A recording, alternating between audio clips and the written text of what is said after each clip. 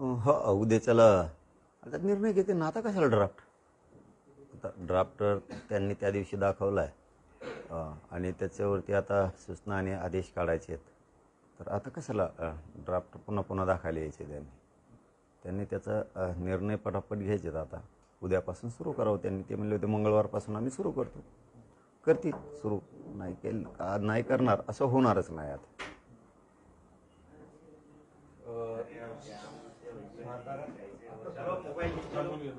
पाटिल साहब कल से 11 बजे का टाइम रखो।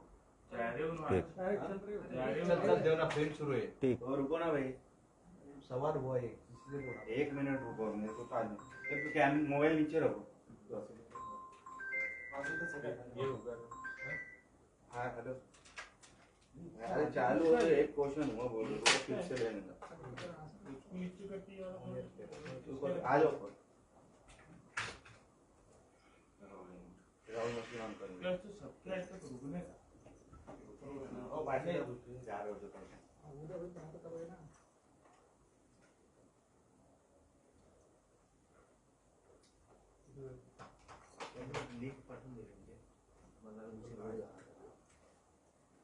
मोबाइल नीचे करो ना, इतना ऊपर करें। पहला मोबाइल ऊपर है तो फिर पीछे वाले ऊपर लेने पड़े ऐसे।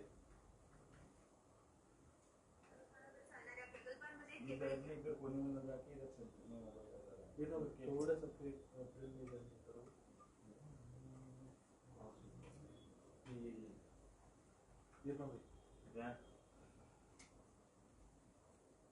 क्या करना है? ठीक है, हो गया। घूम को करो ना, और वो साइड में रखो, वो साइड पे रखो, ऊपर रखो, तुम लोग पैसा रखना। हाँ एक दिन हमारा ठीक नहीं होगा।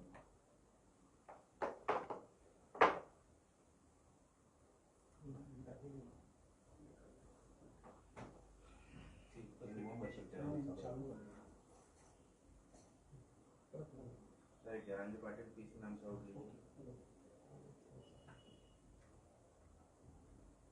थोड़ा जल्दी लीजिए, स्टार्ट हो।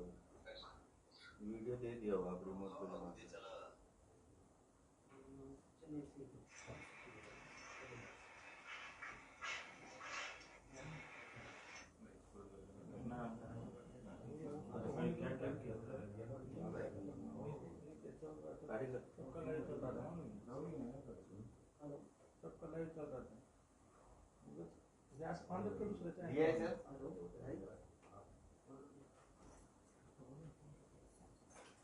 रोल सूचना निघणार आहे, काय सांगणार? सूचना निघणार आहे, ड्राफ्ट तयार दिला होता तुम्ही, त्यावर आता सूचना निघणार आहे, काय सांगणार? हो, आता ते विखे पाटील साहेब, देवेंद्र फडणवीस साहेब, लाड साहेब आले होते. त्यांनी सांगितलं आहे ना त्या दिवशीच की आता मंगळवारपासून काम सुरू होईल. म्हणजे उद्यापासून सगळं काम सुरू होईल. आता सूचना काढायचं, आदेश काढायचे. तसं तरी आता ते थांबणारच नाही आहेत या विषयात. आणि तीच आशा आता आणि अपेक्षा मराठा समाजाला त्यांच्याकडून आहे. कारण कोणी काही दबाव आणला किंवा कोणी काही सांगितलं म्हणून ते थांबू शकत नाही आहेत. कारण त्यांना मराठा समाजसुद्धा तितकाच महत्त्वाचा आहे. मराठा समाजावरती अन्याय होईल असं पाऊल सरकार उचलणार नाही आहे. विखे पाटील पण नाही उचलणार आणि फडणवीस साहेब पण नाही उचलणार. कोणी काही सांगितलं हे करू नका ते करू नका म्हणून मराठा समाजावर अन्याय होईल असं ते पाऊल उचलणार नाहीत. नसता त्याचे परिणाम त्यांना भोगावे लागतील. पुन्हा सातारा गॅजेटचा वेळ तुम्ही मागितला आहे, पण असा प्रश्न उपस्थित केला जातोय की जेव्हा हैदराबाद गॅजेटसाठी तुम्ही आंदोलन केलं होतं तेव्हा GR घेतल्याशिवाय उठले नव्हते, इथे का अशी भूमिका घेतली? नाही, असा प्रश्न मला नाही वाटत कुणी काढील म्हणून. कारण सामान्य जनता या महाराष्ट्रातली मराठा समाज यांना माहीत आहे की इमानदारीनं लढाई सुरू आहे. आज शंका घेणारे कोण असू शकते ते कळतं आहे आम्हाला. ज्यांचं कुठं काही शिजतच नाही असेच असू शकतील. मला नाही माहीत कोण आहेत ते, पण तुम्ही म्हणतायत म्हणून. परंतु मी असं कधीच हटलेलं नाही. आणि एक प्रकारचा JRच घेतल्यासारखा आहे सातारा संस्थांचा सुद्धा. कारण त्यांनी सांगितलंच तसं की आम्हाला कोर्टात JR जाईल असं काही करायचं नाही आहे. कोर्टात JR गेला नाही पाहिजे. आम्हाला त्याच्यावरती अभ्यास करायचा, आम्ही अहवाल घेतला आहे. आणि याच्यापेक्षा काय पाहिजे आणखी? सातारा संस्थांच्याबद्दलचं जर कोणाचं काही मत असेल तर त्यांना याच्यापेक्षा पाहिजे काय? की त्यांनी अहवाल स्वीकारला आहे आता सरकारनं, त्याच्यावरती 1 महिन्यात ते पुन्हा अभ्यास करतील, आणखीन चर्चा करतील आणि 1 महिन्याने जी आर काढतील. 1 महिन्याने तुम्हाला जी आर दिसल. 70-80 वर्ष नव्हता तोपर्यंत तुमचे तोंड शिवले होते का?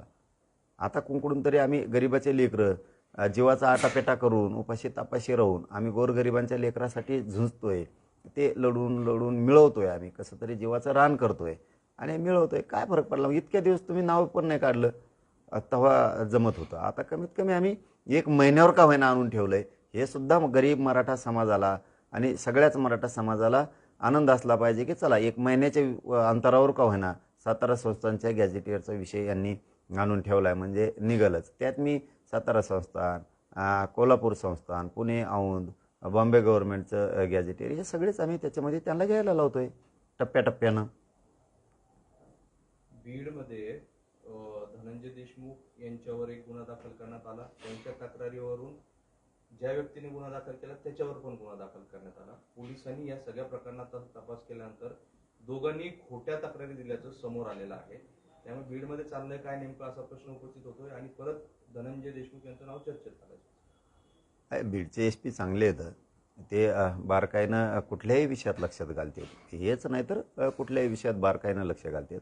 एखाद्या तक्रार किंवा एखाद्या प्रकरणासंबंधित त्यांना जर फोन केला तर ते बारकाईनं त्याच्यात लक्ष घालून ते असा दबाव घेऊन नाही काम करत किंवा कोणाचा फोन आला म्हणून काही करत नाही. ते त्यांना जर तक्रारीच्या संदर्भात कोणाचा जर फोन गेला किंवा काही सांगितलं तर ते शहानिशा करून ताबडतोब त्याच्यावरती कारवाई करतात. ही आत्तापर्यंतचा आमचा आणि बीड जिल्ह्याचा अनुभव आहे. ते नाही दबाव घेत कोणाचा.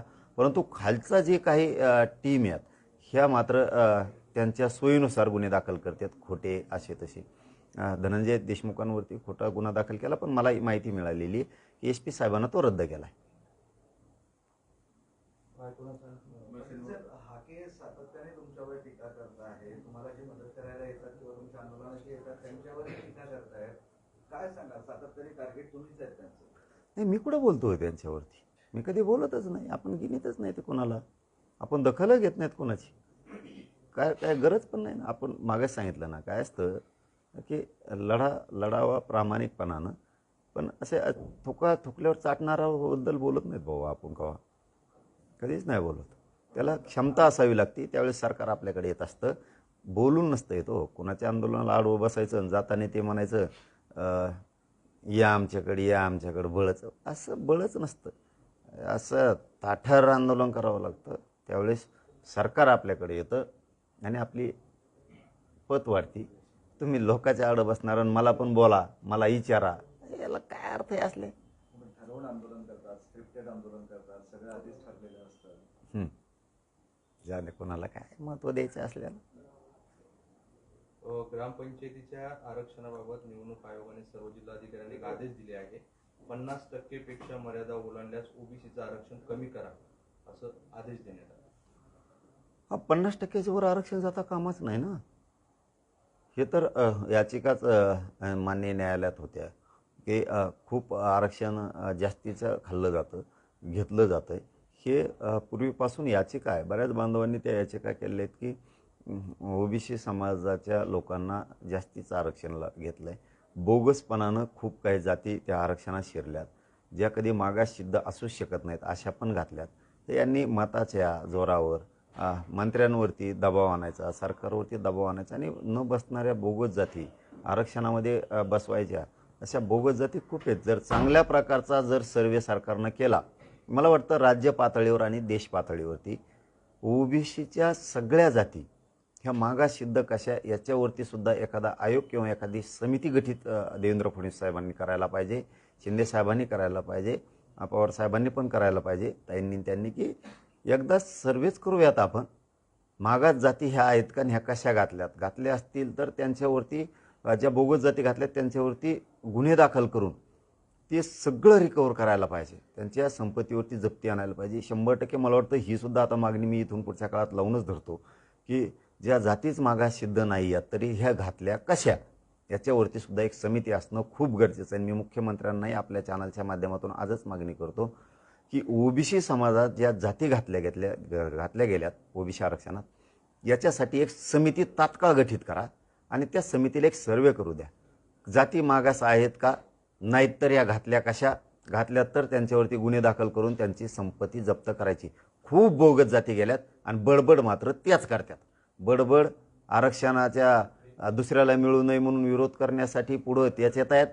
असे खूप प्रकार आहेत. सरकारचे डोळे उघडतील की आपण ह्या असल्या बोगस जाती आत गेल्यामुळं ह्याच त्रासदायक सरकारला झाल्यात आणि समाजाला झाल्यात. हे खूप त्रासदायक झाले. जे मागासिद्ध होत नाहीत ते त्रासदायक झाले. यांना पहिलं बाहेर काढा म्हणून समिती गठीत तात्काळ सरकारनं करावी. तुम्ही सातत्याने दोन्ही उपमुख्यमंत्र्यांचे नाव घेता, पण या दिवशी तुम्ही पुन्हा उपोषणाला बसले होते. एकनाथ शिंदेही बोलले नाही, पवार मॅडम पण बोलले नाही, कोणीही तुमच्या उपोषणावर बोललं नाही, साधा शब्दही काढला नाही. नाही, सरकार म्हणून बोलतोय हो मी त्यांच्याकडं, त्यांच्या बाबतीत बोलतोय. आणि काही बदल झाला असेल त्यांच्यात, मला माहीत नाही. मग ते जर बोलले नसतील असं जर तुमचं म्हणणं आहे, शिंदे साहेब किंवा कोणी, पहिल्यासारखे शिंदे साहेब राहिले नसतील. मग पहिल्यासारखे राहिले नाही, म्हणजे पहिले त्यांनी वचन दिलं होतं तुम्हाला की आरक्षण मीच देणार. पहिल्यासारख्याचा अर्थ, शांत आहे. पहिल्यासारख्या म्हणण्याचा अर्थ असा की सर्वसामान्याच्या वेदना जाणून घ्यायच्या आणि आपण ते प्रश्न सोडवण्यासाठी झुंजायचं. पण जर आता एखादा कुणी जर दुसरं काय बोलत असेल आणि त्याच्या विचाराच्या जर ते आहारी जाणार असले आणि बदलणार असले तर होऊ शकतं. त्याचं काय सांगता येतं. कारण जसं सांगणारा का येऊ शकतो कानात सांगायला आणि त्याच्या विचाराप्रमाणे जर ते चालायला गेले तर ते बदलू शकतात. आणि त्यांच्या विचारांनी चालले तर ते कधीच कोणत्याच आंदोलकाबद्दल, कोणत्याच समाजाबद्दल, कोणत्याच पक्षाबद्दल भेद नाही करणार. मग ते पहिल्यासारखे राहिले नसतील असं म्हणण्याचा माझा अर्थ. हाच बदल म्हणजे भाजपचं शिष्टमंडळ आलं, म्हणजे जे मंत्री आले ते आमदार आले ते भाजपचे होते. शिवसेनेचे 2 दिवस कोणीच आलेले नाही. म्हणजे हा तोच बदल आहे का शिंदेमध्ये? ते बदलले का? शिंदे साहेबांच्या मंत्र्यांना किंवा शिंदे साहेबाला येऊ दिलं नसेल किंवा ते आले नसतील असंही असू शकतं. पण त्यांनी बदलू नये, कोणाचं तरी ऐकून बदलू नये, त्यांच्या विचारात बदल करू नये. पूर्वीसारखे शिंदे साहेब राहिले नाहीत ही जनतेत वार्ता जाऊ नये, त्यांच्यासाठी ती डॅमेज असू शकतो. आता तारणहार एकच होते मुख्यमंत्री देवेंद्र फडणवीस. तारणहार जनता असती बाबा, जनता तारणहार असती. मंत्र्याची, उपमुख्यमंत्र्याची, मुख्यमंत्र्याची हे कोण तारणहार? हे कोण तारणहार? हे जनता तारणहार आहे. जनतेने ठरवलं यांना त्या पदावर ठेवायचं तरी राहू शकते. जनतेने जर ठरवलं 29ला आऊट, घरी कुशाल घरी, तारणहार हे कोण? आणि हे साचून राहत असतं. कामं नाही केले, मुख्यमंत्र्यांनी नाही केले, दोन्ही उपमुख्यमंत्र्यांनी नाही केले, हे लोकांच्या मनात साचून राहतं आणि ते निवडणुकीच्या दिवशी मताच्या रूपात त्याचा उद्रेक होतो, असंतोष दिसून येतो. मग त्यावेळेस तसं एवढंच कमी समजू नका कोणाला. एखादा अर्धा कोणी माणूस येत असेल तुमच्याकडे, 4-2 जण येत असतील आणि त्याच्या आहारी जाऊन तुम्ही जर लोकांना भेटायचं बंद करणार असाल, तुमची पूर्वीची पद्धती बंद करणार असाल तर हे बदल चांगला नाही. बरं, आता तुम्हाला 3-4 दिवसांचं त्यांनी आश्वासन दिलेलं आहे, मात्र आचारसंहितेची मोठी अडचण येऊ शकते. तुम्हालाही वाट बघावी लागेल असं चिंता आहे. नाही, आचारसंहितेची अडचण नक्कीच आली असती. पण तुम्हाला नवीन काही JR काढायचे असले तर पूर्वीचे JR आहेत त्याच्या सूचना काढायला कुठल्याही अडचणी नाहीत. आदेश आणि सूचना काढायला कोणत्याच अडचणी नाही आहेत. आचारसंहितेत कॅबिनेट होऊ शकतात. आत्ता पाठीमागची कॅबिनेट झाली, त्याच्या पाठीमागची पण झाली, 15 दिवस झालं आचारसंहिता लागलेली. मग त्यावेळेस होतं. हां, एक गोष्ट खरी की त्यांना नवीन काढता येत नाही आहे ना JR, तर त्या संदर्भात जुने JR काढलेत, त्याच्या सूचना आणि आदेश द्यायला कोणतीच अडचण नाही आहे, कोणचीच ती पण अडचण नाही आहे. आणि मी खात्रीनं सांगतो की कधीच देवेंद्र फडणवीस साहेब आणि विखे पाटील साहेब हे कधीच मराठा समाजाच्या यापुढं तरी रोष अंगावर आणि नाराजी घेणार नाहीत. ते उद्यापासून सलगपणानं मराठा समाजाच्या मागण्याच्या बाबत काम सुरू करतील. मंगळवारपासून उद्या 100% सुरू करतील.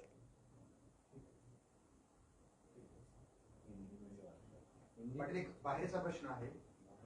पतंजली जे आहे ते पतंजलीची उत्पादनं देशभरामध्ये प्रसिद्ध आहेत किंवा चर्चेचे आहेत, मात्र त्यामध्ये तुपानंतर आता लाल तिखटातही खराब कीटकनाशक आढळलेले आहेत. नागरिकांच्या जीवांशी खेळ होतोय. सर्वसामान्यांच्या प्रतिक्रिया ज्या आहेत त्यांना कुठेतरी नाराजीच्या आहेत. तुम्हाला काय वाटतं? आईला मी नाही बघितलं होतं ते, पण तुमच्याकडून ऐकतोय तर असेल तर ते बंद व्हायला पाहिजे. मग काय किडे खाऊ घालता का? किडे काय निघालेत, मुळे निघालेत का काय? पण काय निघाले ते तपासा, मरतील लोक.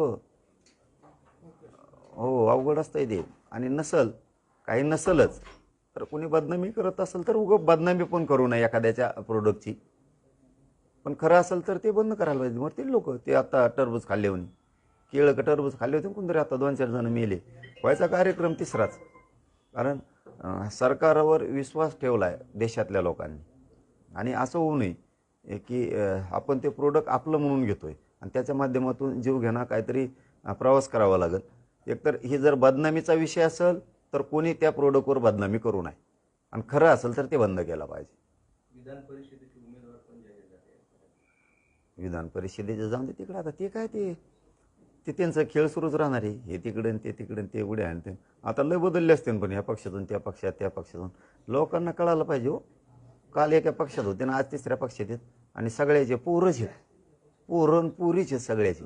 अरे बाकीचे कार्यकर्ते का मारून टाकीता काय काय काय काय धंदे झाले, पोरच असतील. मी काही यादी नाही बघितली, पण बऱ्याच नेत्याचे पोरच असतील. जसं काय त्यांना ते भिकाला लागलेत पार, नाही का, खायला भाकरत नाही. अरे इतकं पोटभर मिळालं तरी हावच मिटणार हो यांची. पोरग झालं की पोरगी, पोरग झालं की बाप, तिघं संघच दिसले पाहिजेत. मंत्री, आमदार, खासदार, माजी असे काही विधान परिषदेत काही, त्याला काय राव चाभऱ्यापणा लावलाय. लोक शहाणे हो राव, खरंच ना. जनता अरे आपल्या पोरांचा विचारच करत नाही. त्यांचं पोरग पाहिजे.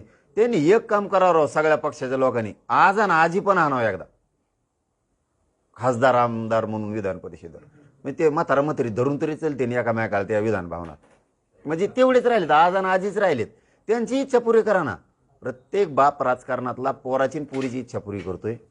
त्याच बापानं ज्याने जन्म घातलाय त्या बापाला नाईला बी करा एकदा, म्हणजे ताणच जाईल. बाकीच्या लोकांना जागा नाही राहायच्या, पण बाकीची सोय करा रोजगार हमीवर. कार्यकर्ते जेवढे आहेत ना त्यांचे रोजगार हमीवर काम सोयी करा. त्यांना एक टिकाव खोरं घेऊन द्यावं, त्यांना म्हणा कामाला जा तुम्ही रोजगार हमीचे. याला जोडून असाच प्रश्न आहे, तुम्ही म्हटलं की सगळे घरातील तटकरेंची मुलगी मंत्री आहे, आता मुलगा शिवसेनेकडून निवडणूक उभा राहतो विधान परिषदेत. एकट्या तटकरेच काय, सगळ्याच तसं असणार आहे. मी आता यादी बघितलं सांगतो, मला नुसतं तटकरेच काय, सगळ्याच लफडं तसं असू शकतं. हिमपलं पोरग द्या, हिमपली पोरगी द्या. आणि लोकांना आणि पक्षांना पण कळायला पाहिजे राव आपण कोणाला आपल्या पक्षात तिकीट देतोय. जी पक्षाचा तिकीट देणारा माणूस असेल ना, नेता, त्याने आपल्याच पक्षातल्या लोकांना देणार, ती जागा वाढन ना. टायमाला दुसऱ्या पक्षातलं घ्यायचं, त्याचा बाप एका पक्षात, त्याची आई एका पक्षात, त्याची बहीण एका पक्षात, त्याचा भाऊ एका पक्षात, त्यो एका पक्षात. आज म्हणून तुम्ही जुना काँग्रेसचाच हे, ते मी ते तत्व सोडित नाही.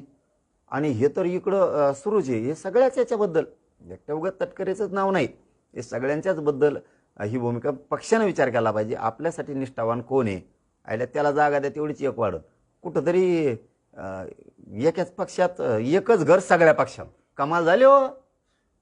चे धंदे तुमचे मरा. कार्यकर्ते तुम्ही जा रोजगार हमीवर कामाला. अरे द्या ना, असले पक्ष सोडून मला एखादा मोठा पक्षच व्हायला पाहिजे राव. कदरलेले सगळे पक्ष दिदीनं हो ना, एक पक्षच काढायला पाहिजे एखाद्या पठ्ठ्याने, आणि सगळ्यांनी त्या पक्षात जायला पाहिजे. टोटल यांच्या धुऱ्याचा उल्लार केला पाहिजे. यांच्याकडे रोवून बी आपल्याला काही नाही ना, आणि त्या नवीन पक्षात गेलेली काही होणार नाही. पण यांची तरी जिरण ना, अपमान तर केला ना तुमचा सगळ्या कार्यकर्त्याचा यांनी.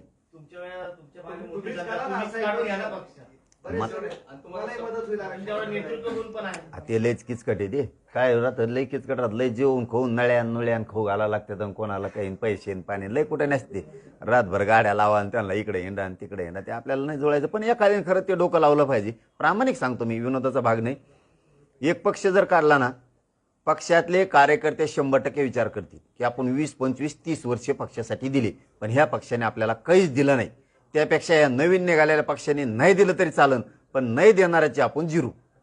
कॉक्रोच पक्ष मार्केटमध्ये आहे, त्याला तुम्ही समर्थन करणार का? नवीन तरुणाईमध्ये मोठा ट्रेंड आहे देशभरात. त्याचा फेस पाडीला येईन. त्याला त्या देशात ठुलं तर त्याच्या घराला संरक्षण लावलं, ते धडी इकडं यायना तिकडे येऊ द्यायना. त्याला लय निबार माथ्याचं लागत आहे. त्याला धोशीलं का कोणा धमकीचं काहीतरी आलं तर वाटतं ना त्या बिचाऱ्याला. धमकी आली, धमकी काय देतात, थोबाड हान म्हणा त्याला. धमकी देणाराचं भेऊ नको कोणाला. काय भ्यायचं संबंध आहे कोणाला? यांच्याच मागं पळायचं का म्हणा, यांच्या दारात कुत्र्यासारखं उभं राहायचं. आम्ही काढलंय त्या पोट्ट्यानी काहीतरी येडवाकडं काय पक्ष दाटूमुटीचं काहीतरी केलंय त्यांनी, तर ते त्याच्याच मागं लागले. त्याला धमकी दिली, धमकी देणार थोबाड हाणायचं, त्याला काय भ्यायचंय. पण एक दमदार माणसाने एक खरंच पक्ष काढला ना, लय लोक आहेत त्याचं, लय लोक आहेत. चलो धन्यवाद.